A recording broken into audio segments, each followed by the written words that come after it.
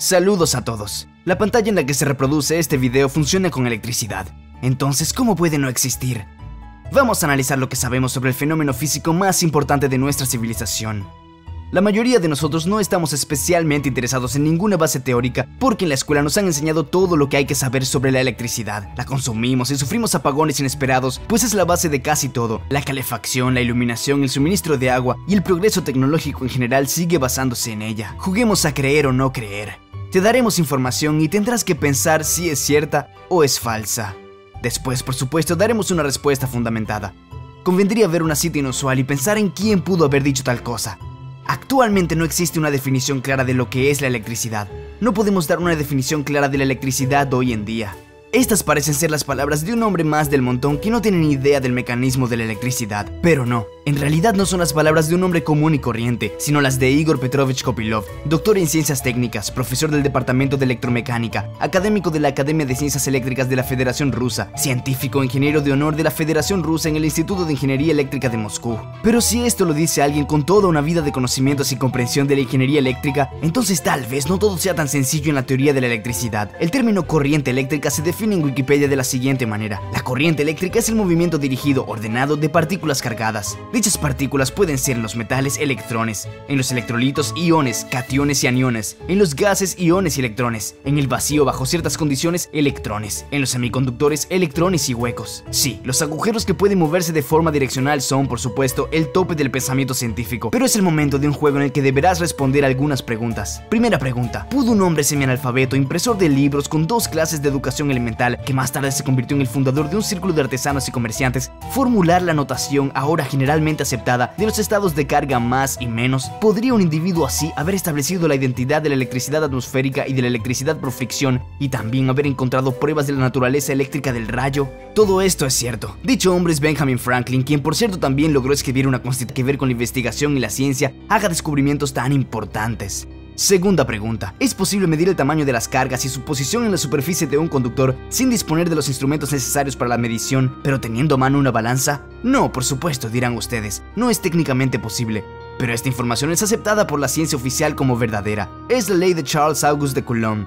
Lo paradójico es que esta ley no pudo ser formulada en su momento por la falta de ciertos instrumentos para su investigación y establecimiento en esa época. Es como medir los megapíxeles de la cámara del teléfono con una regla de madera.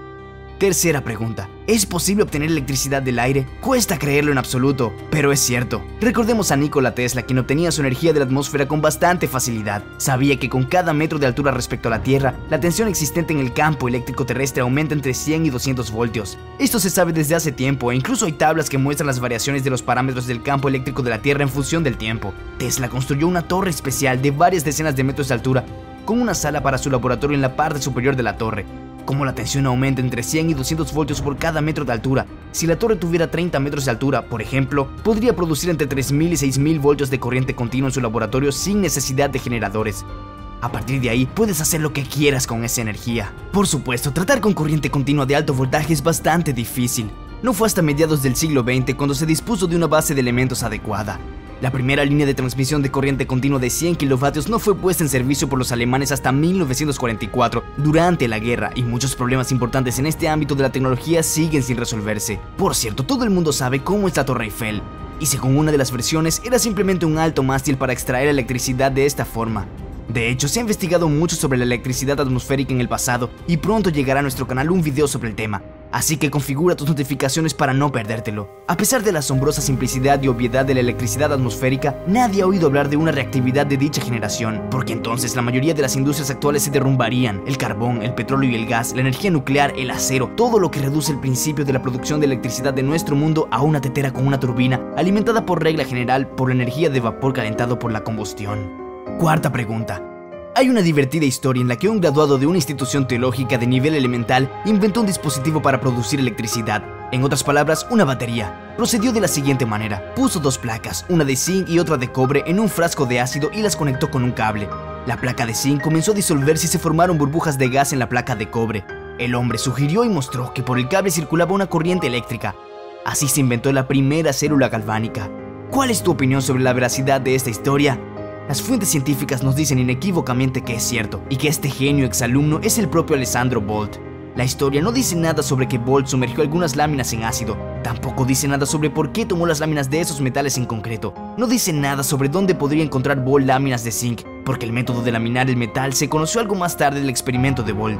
Lo más importante es lo que la historia calla. ¿Cómo pudo Bolt determinar que el cable transportaba una corriente eléctrica, ya que aún faltaban 20 años para que estuviese disponible el primer galvanómetro? Solo hemos mostrado un pequeño número de incoherencias contradictorias en la historia del descubrimiento de la electricidad que son suficientes para poner en duda la fiabilidad de la información que se nos presenta. Pero ahora transportémonos a nuestra época y juntos observaremos la discrepancia entre las explicaciones científicas y los experimentos sencillos que cualquiera puede repetir y verificar la información de los libros de texto. Llamemos a esta lista de incoherencias 7 datos reveladores sobre la electricidad.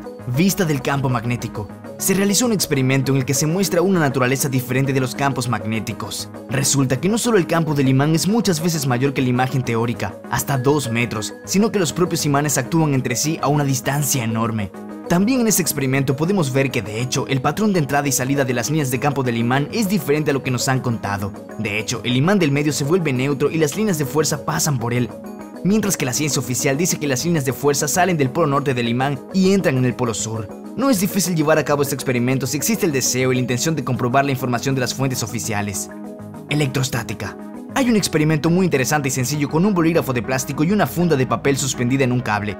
Primero creamos electricidad estática frotando el bolígrafo contra la cabeza, luego lo acercamos a la funda del papel y observamos un fenómeno llamado electricidad estática. Y aquí todo parece coincidir con la información oficial. Las cargas se transfieren y no debería haber ninguna otra interacción entre la pluma y el objeto.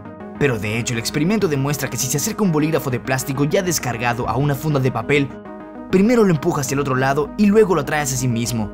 Pero se supone que las cargas solo se transfieren del cartucho y que la interacción debería terminar, ¿o es algo que se explica sencillamente? Escriban en los comentarios lo que piensan sobre esto. Tenemos otro sencillo experimento en camino. Carga en un condensador. Se entiende por carga de un condensador el valor absoluto de la carga de uno de los terminales. Resulta que según los conceptos modernos, la carga se acumula en las placas del condensador. Sin embargo, hay experimentos sencillos que refutan esas afirmaciones. En el experimento, el dieléctrico acumuló una carga y se observó la ruptura incluso en placas que no estaban cargadas inicialmente. Resulta que la carga se acumula en el dieléctrico. Esto significa que el concepto moderno de carga, que es la piedra angular de la teoría de la electricidad, es, por decirlo suavemente, inconsistente con el más simple de los experimentos. Bueno, eso es todo por hoy. Ah, sí, el espectador atento está esperando la continuación. ¿Dónde están los otros 4 datos reveladores? Bueno, hemos decidido mostrarles lo más interesante en el siguiente video para que no se pongan demasiado calientes por ahora. Nos vemos en otra edición de Sedición.